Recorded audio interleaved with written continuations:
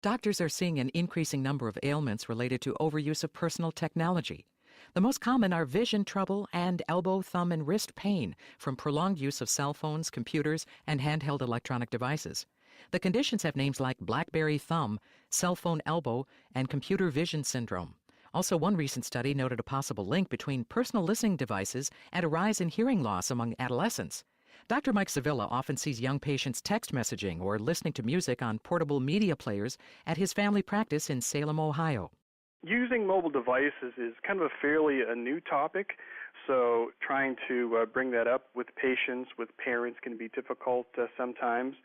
Sometimes I bring it up just when I come in the room when they're using their device and just kind of talking with patients or talking with parents as far as how often are they using their mobile device. Are they on their phone a lot? Are they texting a lot? When at home, are they playing video games a lot? Are they on their computer a lot? So it has been a little bit challenging to deal with, but as time has gone on, I've been able to talk to my patients and parents about using these type of devices.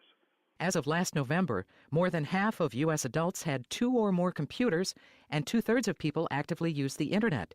That's according to research firm Nielsen Company.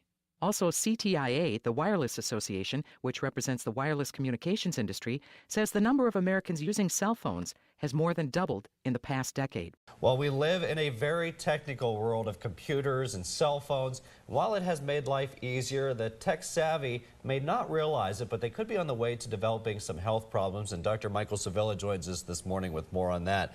And Dr. Sevilla, you were recently interviewed for American Medical News, and you say you've been seeing a lot more people coming in with some ailments, I guess, related to their technical devices. Yeah, as we're seeing more people use technology, whether it's computers or cell phones or music players, we're starting to see a lot more medically related problems now. Now, what kind of problems are you noticing?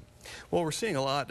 People talked for years about hearing loss, but we're seeing some other things too, as far as dry eye. When people look at their computer screens a lot, you get a little bit dry eyes. And people have heard about having soreness in their thumbs with texting a lot, or soreness in their elbows when using their cell phones a lot. So that's kind of what we're seeing. And these are they actually have names for these things now. And some of the names that we have up here, if we can throw up the graphic, the first one is BlackBerry thumb. And what are some of the problems associated with BlackBerry thumb that can result from that?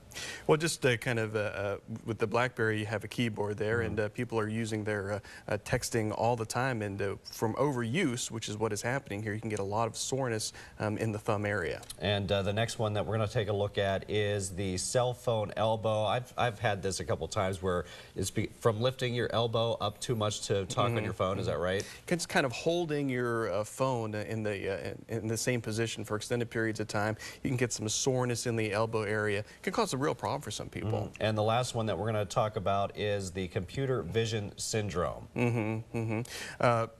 People that work with a computer, eye doctors have been seeing a lot more nearsightedness, people requiring glasses, contacts, and even dry eyes, itchy eyes, those type of symptoms. What are some of the things that you recommend to the patients? Because you've actually been, you've incorporated questions about technology into your examinations, is that right? Yeah, it's actually kind of funny in seeing some of these people, especially kids and adolescents. When I come into the exam room, they're texting or they're listening to music. So I think it's important for doctors and for patients to kind of talk to their doctors about some of the things that they're using, and if they're getting symptoms from it, to talk to their doctor about it. All right, and anything that they should do besides just keeping off some of those devices, as long as they, use it less than what they have been? Is that just like anything else? I mean, using it in moderation, not using it too much, will help limit the symptoms. All right, Dr. Sevilla, as always, we appreciate the advice. Thank you. Thank you.